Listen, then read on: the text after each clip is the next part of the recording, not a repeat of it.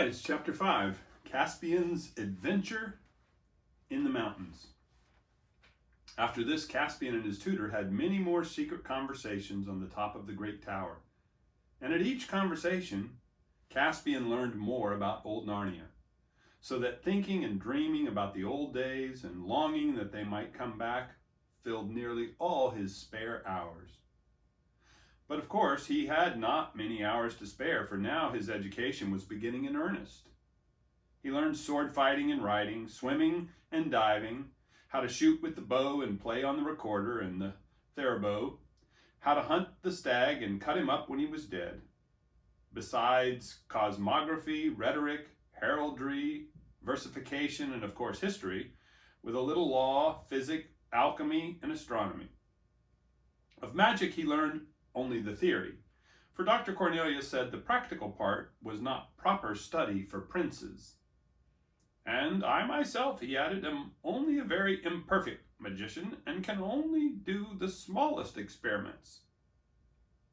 Of navigation, which is a noble and heroical art, said the doctor, he was taught nothing, because King Miraz disapproved of ships and the sea. He also learned a great deal by using his own eyes and ears.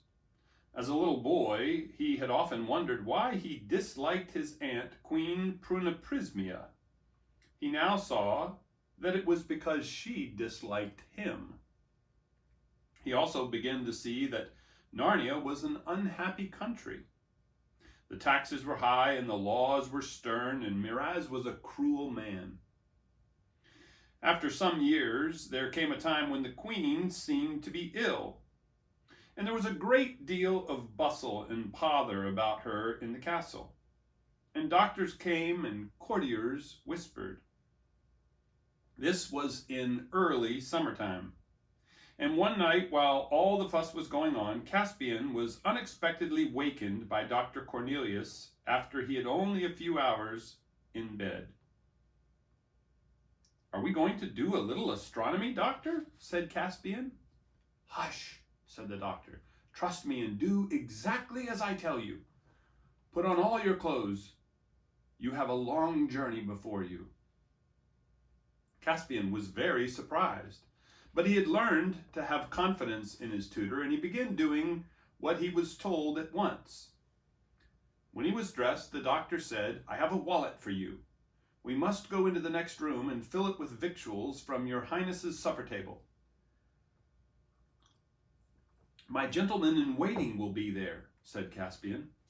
"They are all fast asleep and will not wake," said the doctor. "I am a very minor magician, but I can at least contrive a charmed sleep."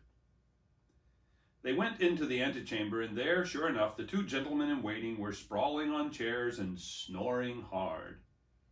Dr. Cornelius quickly cut up the remains of a cold chicken and some slices of venison and put them, with bread and an apple or so and a little flask of good wine, into the wallet, which he then gave to Caspian.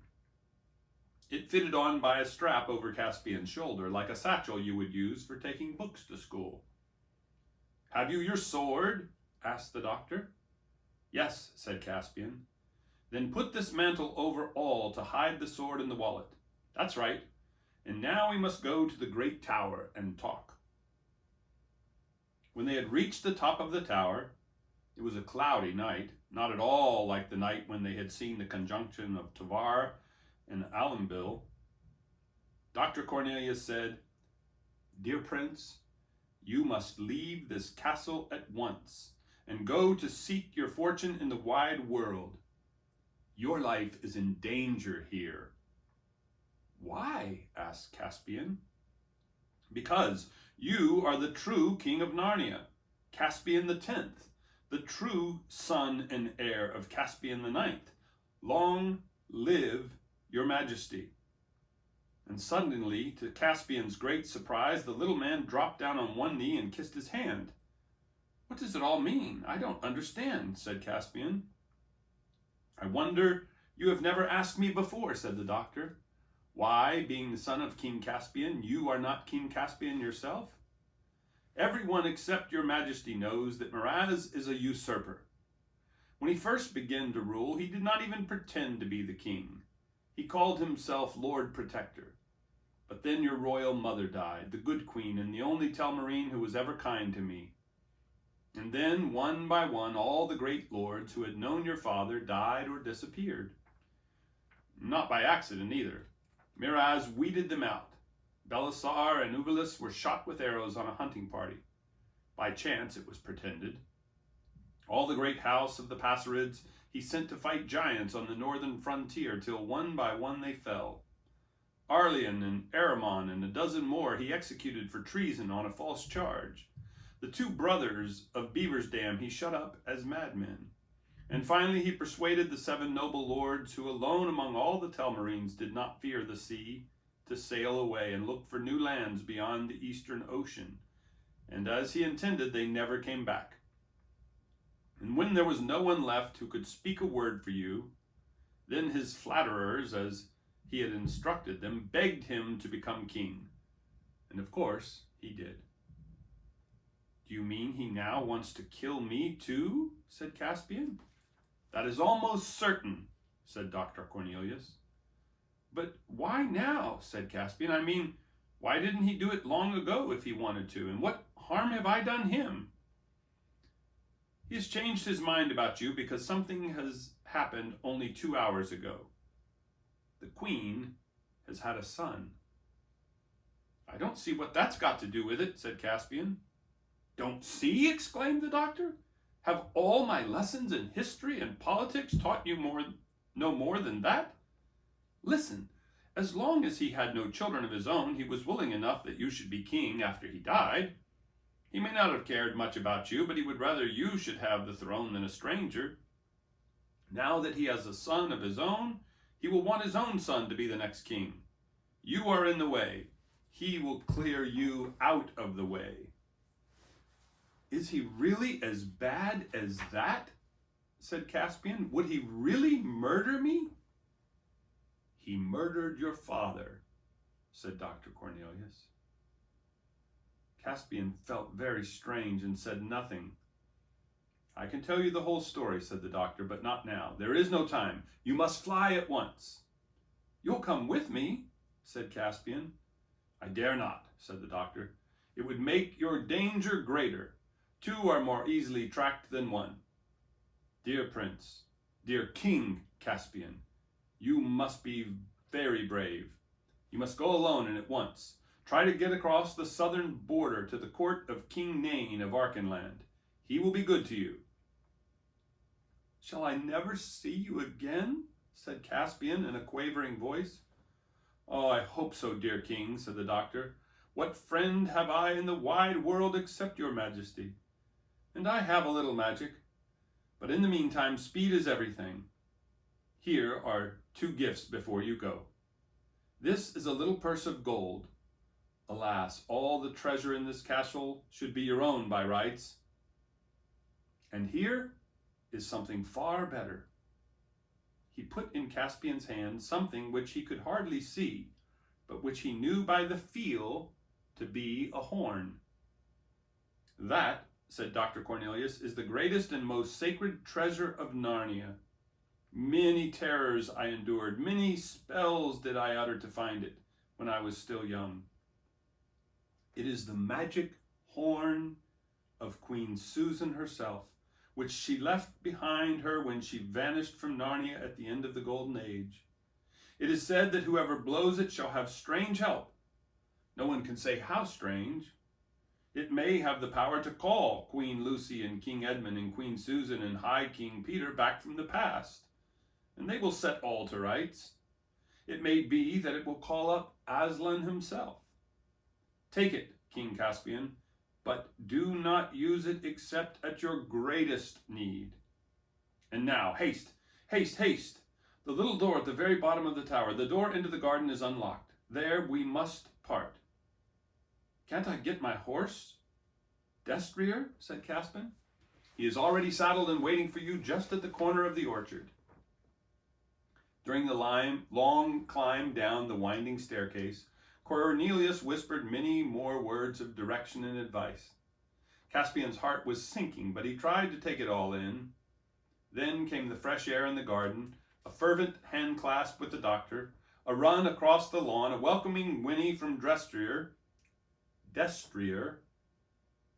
and so King Caspian X left the castle of his fathers. Looking back, he saw fireworks going up to celebrate the birth of the new prince. All night he rode southward, choosing byways and bridle paths through woods, as long as he was in country that he knew. But afterward he kept to the high road. Destrier was as excited as his master at this unusual journey, and Caspian, though tears had come into his eyes at saying goodbye to Dr. Cornelius, felt brave and in a way happy to think that he was King Caspian, riding to seek adventures with his sword on his left hip and Queen Susan's magic horn on his right. But when day came with a sprinkle of rain, and he looked about him and saw on every side unknown woods, wild heaths, and blue mountains, he thought how large and strange the world was and felt frightened and small. As soon as it was full daylight, he left the road and found an open grassy place amid a wood where he could rest. He took off Destrier's bridle and let him graze, ate some cold chicken and drank a little wine, and presently fell asleep. It was late afternoon when he awoke.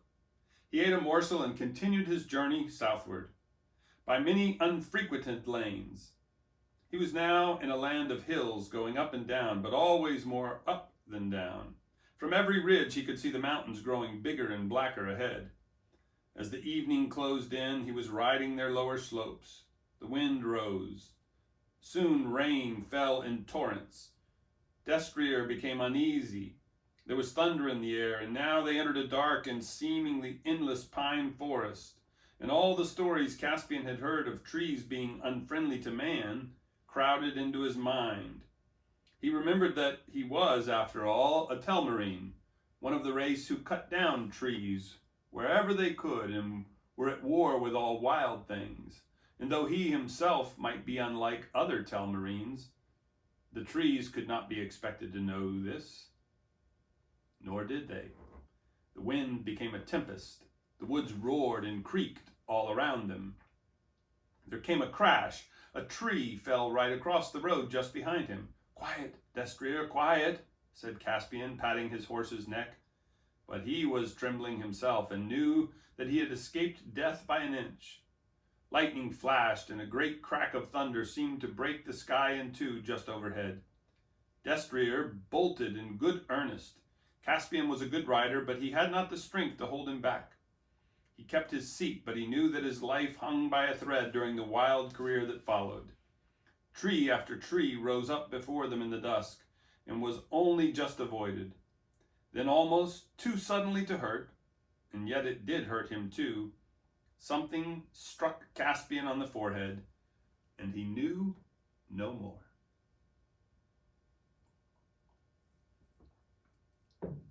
When he came to himself, he was lying in a firelit place with bruised limbs and a bad headache.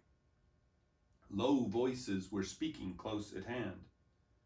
"And now," said one, "before it wakes up, we must decide what to do with it." "Kill it," said another. "We can't let it live. It would betray us." "We ought to have killed it at once, or else let it alone," said a third voice. "We can't kill it now, not after we've taken it in and bandaged its head and all. It would be murdering a guest." "Gentlemen," said Caspian in a feeble voice, "whatever you do to me, I hope you will be kind to my horse." "Your horse had taken flight long before we found you," said the first voice, a curiously husky, earthy voice, as Caspian now noticed. "Now don't let it talk you round with its pretty words," said the second voice. "I still say, 'Horns and halibuts!'" exclaimed the third voice. "Of course we're not going to murder it. For shame, Knickerbrick. What do you say, Truffle Hunter? What shall we do with it?" "I shall give it a drink," said the first voice, presumably Truffle Hunter's. A dark shape approached the bed. Caspian felt an arm slipped gently under his shoulders, if it was exactly an arm. The shape somehow seemed wrong. The face that bent toward him seemed wrong too. he got the impression that it was very hairy and very long-nosed, and there were odd white patches on each side of it. It's a mask of some sort, thought Caspian. Or perhaps I'm in a fever and imagining it all. A cup of something sweet and hot was set to his lips, and he drank. At that moment, one of the others poked the fire. A blaze sprang up, and Caspian almost screamed with shock as the sudden light revealed the face that he was looking to. It was not a man's face, but a badger's. Though larger and friendlier and more intelligent than the face of any badger he had seen before, and it had certainly been talking. He saw, too, that he was on a bed of heather in a cave. By the fire sat two little bearded men, so much wilder and shorter and hairier and thicker than Dr. Cornelius that he knew them at once for real dwarfs, ancient dwarfs with not a drop of human blood in their veins. And Caspian knew that he had found the old Narnians at last. Then his head began to swim again. In the next few days, he learned to know them by names. The badger was called Truffle Hunter. He was the oldest and kindest of the three. The dwarf who had wanted to kill Caspian was a sour black dwarf. That is, his hair and beard were black and thick and hard like horsehair. His name was Nickabrick. The other dwarf was a red dwarf, with hair rather like a fox's, and he was called Trumpkin. And now, said Nickabrick, on the first evening when Caspian was well enough to sit up and talk, we still have to decide what to do with this human. You two think you've done it a great kindness by not letting me kill it. But I suppose the upshot is that we have to keep a prisoner for life. I'm certainly not going to let it go alive, to go back to its own kind and betray us all. Bulbs and bolsters, Nickabrick, said Trumpkin. Why need you talk so unhandsomely? It isn't the creature's fault that it bashed its head against a tree outside our hole, and I don't think it looks like a traitor. I say, said Caspian, you haven't yet found out whether I want to go back. I don't. I want to stay with you if you'll let me. I've been looking for people like you all my life. That's a likely story, growled Nickabrick. You're a Telmarine and a human, aren't you? Of course you want to go back to your own kind. Well, even if I did, I couldn't, said Caspian. I was flying for my life when I had my accident. The king wants to kill me. If you killed me, you'd have done the very thing to please him. Well now, said Truff Hunter, you don't say so. Eh, said Trumpkin, what's that? What have you been doing, human, to fall foul of Miraz at your age? He's my uncle, began Caspian, when Nickabrick jumped up with his hand on his dagger. There you are, he cried, not only a Telmarine, but close kin and heir to our greatest enemy. Are you still mad enough to let this creature live? He would have stabbed Caspian then and there if the badger and Trumpkin had not got in the way and forced him back to his seat and held him down. Now, once and for all, Nickabrick, said Trumpkin, will you contain yourself, or must Truffle Hunter and I sit on your head?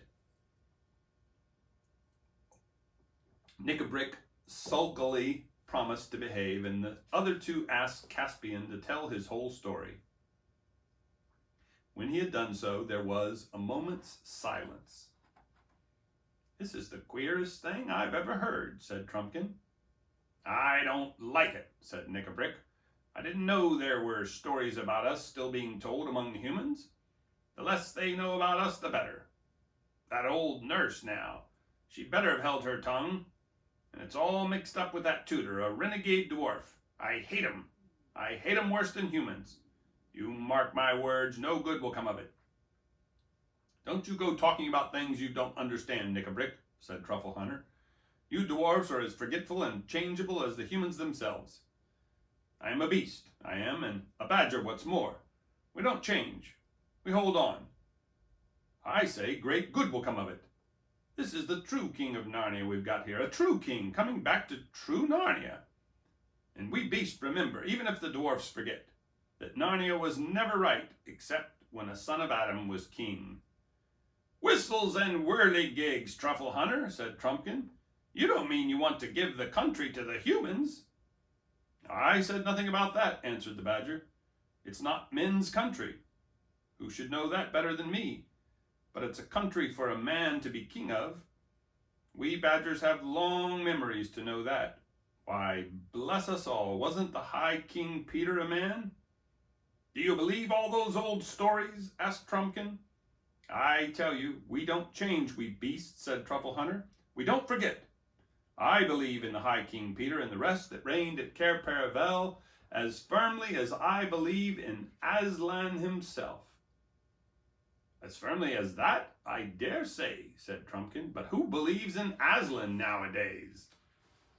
I do, said Caspian, and if I hadn't believed in him before, I would now.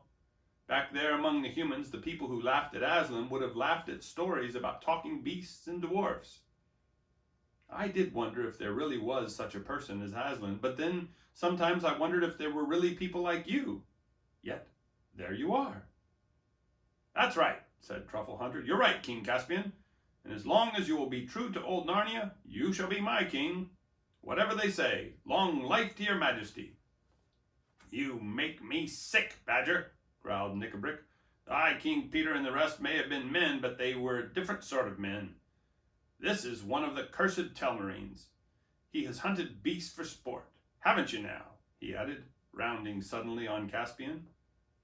Well, to tell you the truth, I have, said Caspian, but they weren't talking beasts. It's all the same thing, said Nickabrick.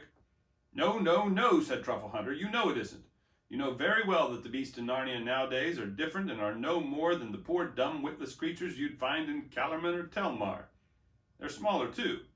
They're far more different from us than the half-dwarfs are from you. There was a great deal more talk, but it all ended with the agreement that Caspian should stay, and even the promise that as soon as he was able to go out, he should be taken to see what Trumpkin called the others. For apparently, in these wild parts, all sorts of creatures from the old days of Narnia still lived in hiding. Let's continue with chapter 6. The people that lived in hiding. Now began the happiest times that Caspian had ever known. On a fine summer morning when the dew lay on the grass, he set off with the badger and the two dwarfs up through the forest to a high saddle in the mountains and down onto their sunny southern slopes where one looked across the green wolds of Archenland. We'll go first to the three bulgy bears, said Trumpkin. They came in a glade to an old hollow oak tree covered with moss, and Truffle Hunter tapped with his paw 3 times on the trunk, and there was no answer. And then he tapped again, and a woolly sort of voice from inside said, Go away, it's not time to get up yet. But when he tapped the 3rd time, there was a noise like a small earthquake from inside, and a sort of door opened, and out came 3 brown bears, very bulgy indeed, and blinking their little eyes. And when everything had been explained to them, which took a long time because they were so sleepy, they said, just as Truffle Hunter had said, that a son of Adam ought to be king of Narnia, and all kissed Caspian, very wet, snuffly kisses they were, and offered him some honey. Caspian did not really want honey without bread at that time in the morning, but he thought it polite to accept. It took him a long time afterward to get unsticky. After that, they went on till they came to the tall beech trees, and Truffle Hunter called out, Patterwig! Patterwig! Patterwig! And almost at once, bounding down from branch to branch till he was just above their heads, came the most magnificent red squirrel that Caspian had ever seen. There's Patterwig. And on the previous page, we had a picture of the 3 brown woolly bears.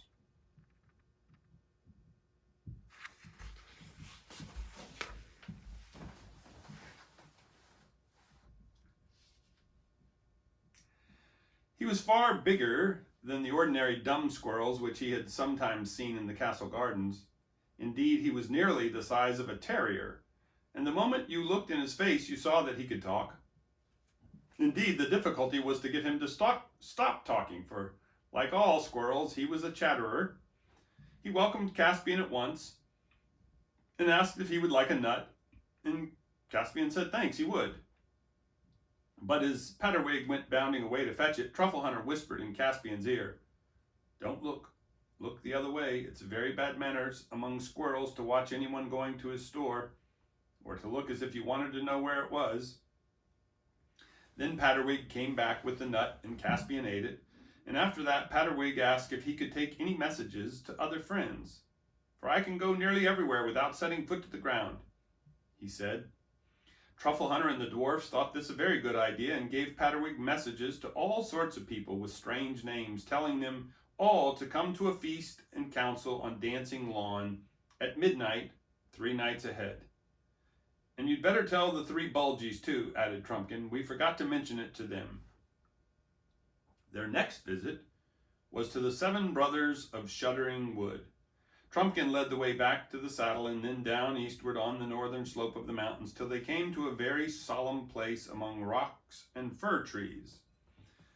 They went very quietly, and presently Caspian could feel the ground shake under his feet as if someone were hammering down below. Trumpkin went to a flat stone about the size of the top of a water butt and stamped on it with his foot. After a long pause, it was moved away by someone or something underneath, and there was a dark, round hole with a good deal of heat and steam coming out of it, and in the middle of the hole the head of a dwarf, very like Trumpkin himself.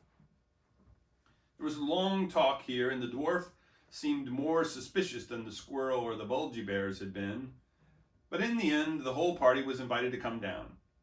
Caspian found himself descending a dark stairway into the earth, but when he came to the bottom he saw firelight.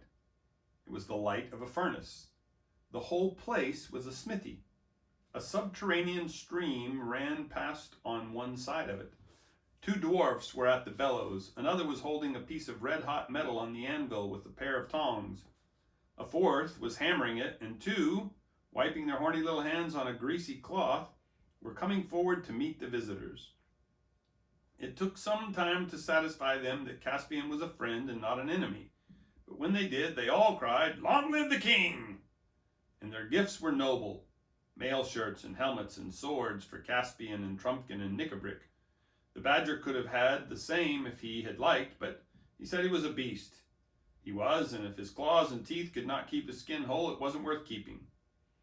The workmanship of the arms was far finer than any Caspian had ever seen, and he gladly accepted the dwarf-made sword instead of his own, which looked, in comparison, as feeble as a toy and clumsy as a stick. The 7 brothers, who were all red dwarfs, promised to come to the feasting at Dancing Lawn. A little farther on, in a dry, rocky ravine, they reached the cave of 5 black dwarfs.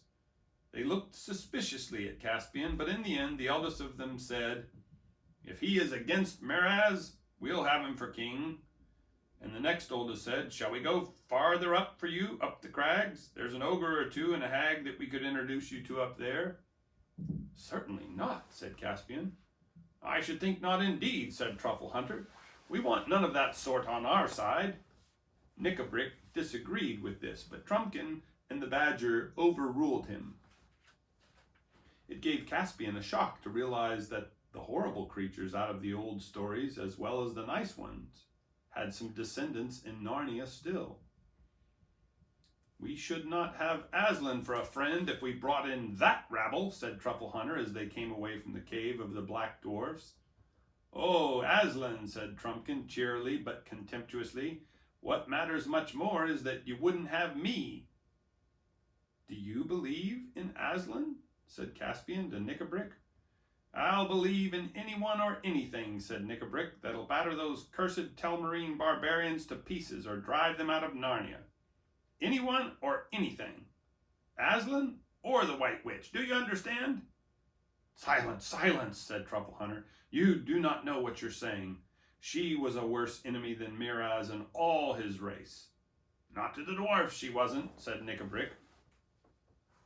Their next visit was a pleasanter one. As they came lower down, the mountains opened out into a great glen or wooded forge with a swift river running at the bottom. The open places near the river's edge were a mass of foxgloves and wild roses, and the air was buzzing with bees. Here Truffle Hunter called again, "Glenstorm! Glenstorm!" And after a pause, Caspian heard the sound of hoofs. It grew louder till the valley trembled, and at last, breaking and trampling the thickets, there came in sight the noblest creature that Caspian had yet seen. The great centaur Glenstorm and his 3 sons. His flanks were glossy chestnut, and the beard that covered his broad chest was golden red. He was a prophet and a stargazer, and knew what they had come about. "Long live the king," he cried. "I and my sons are ready for war. When is the battle to be joined?" Up till now, neither Caspian nor the others had really been thinking of a war. They had some vague idea, perhaps, of an occasional raid on some human farmstead, or of attacking a party of hunters if it ventured too far into these southern wilds. But in the main, they had thought only of living to themselves in the woods and caves and building up an attempt at old Narnia in hiding. As soon as Glenstorm had spoken, everyone felt much more serious. "Do you mean a real war to drive Miraz out of Narnia?" asked Caspian. "What else?" said the centaur. "Why else does your majesty go clad in mail and girt with a sword?" "Is it possible, Glenstorm?" said the badger. "The time is ripe," said Glenstorm. "I watch the skies, badger, for it is mine to watch as it is yours to remember. Tarva and Alambil have met in the halls of high heaven, and on earth a son of Adam has once more arisen to rule and name the creatures. The hour has struck. Our council at the dancing lawn must be a council of war." He spoke in such a voice that neither Caspian nor the others hesitated for a moment. It now seemed to them quite possible that they might win a war, and quite certain that they must wage one. As it was now past the middle of the day, they rested with the centaurs and ate such food as the centaurs provided. Cakes of oaten meal and apples and herbs and wine and cheese. The next place they were to visit was quite near at hand, but they had to go a long way around in order to avoid a region in which men lived. It was well into the afternoon before they found themselves in level fields, warm between hedgerows. There, Truffle Hunter called at the mouth of a little hole in a green bank, and out popped the last thing Caspian expected. A talking mouse. He was, of course, bigger than a common mouse, well over a foot high when he stood on his hind legs, and with ears nearly as long as, though broader than a rabbit's. His name was Reepicheep, and he was a happy and martial mouse. He wore a tiny little rapier at his side and twirled his long whiskers as if they were a mustache. "There are 12 of us, sire," he said with a dashing and graceful bow, "and I place all the resources of my people unreservedly at your majesty's disposal." Caspian tried hard and unsuccessfully not to laugh. But he couldn't help thinking that Reepicheep and all his people could very easily be put in a washing basket and carried home on one's back.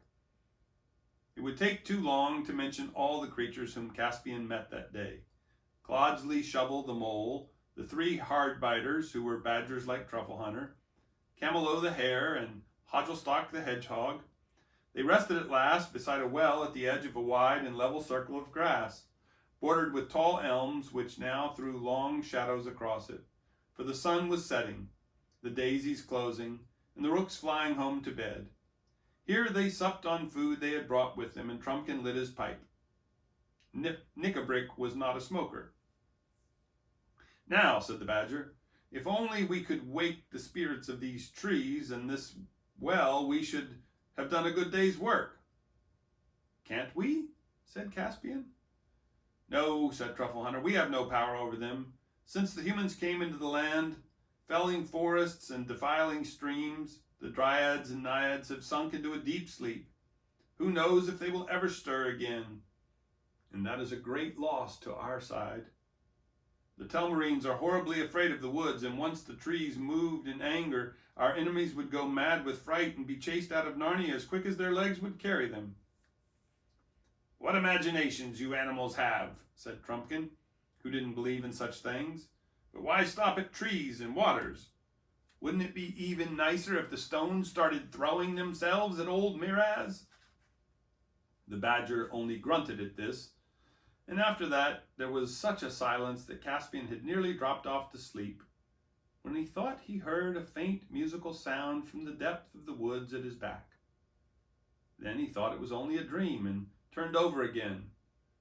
But as soon as his ear touched the ground, he felt, or it was hard to tell which, or heard it, a faint beating or drumming.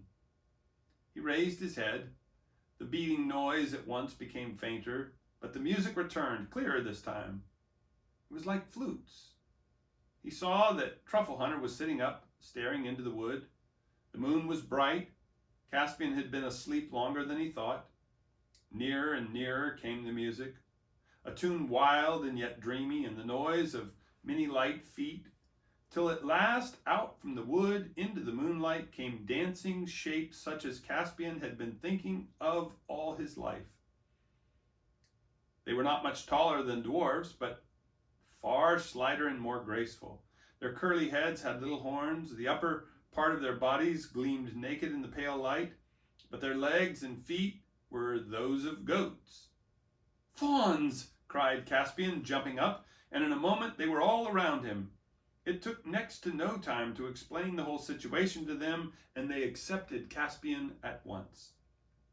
Before he knew what he was doing, he found himself joining in the dance. Trumpkin, with heavier and jerkier movements, did likewise, and even Truffle Hunter hopped and lumbered about as best as he could. Only Nickabrick stayed where he was, looking on in silence. The fawns footed it all around Caspian to their reedy pipes. Their strange faces, which seemed mournful and merry all at once, looked into his. Dozens of fawns, Mintius, Innobentinus, Dumnus, Volans, Voltinus, Gerbius, Neminius, Nausus, and Oscuns. Patterwig had sent them all. When Caspian awoke next morning, he could hardly believe that it had not all been a dream, but the grass was covered with little cloven hoof marks. That's the end of chapter 6, but I'll show you 2 pictures from this page. Here is the dancing with the fawns. You can see Truffle Hunter, and there's Caspian. There's old Nickabrick over here, unhappy. And up here at the top is a picture of a Reepicheep. So next time we'll continue with chapter 7.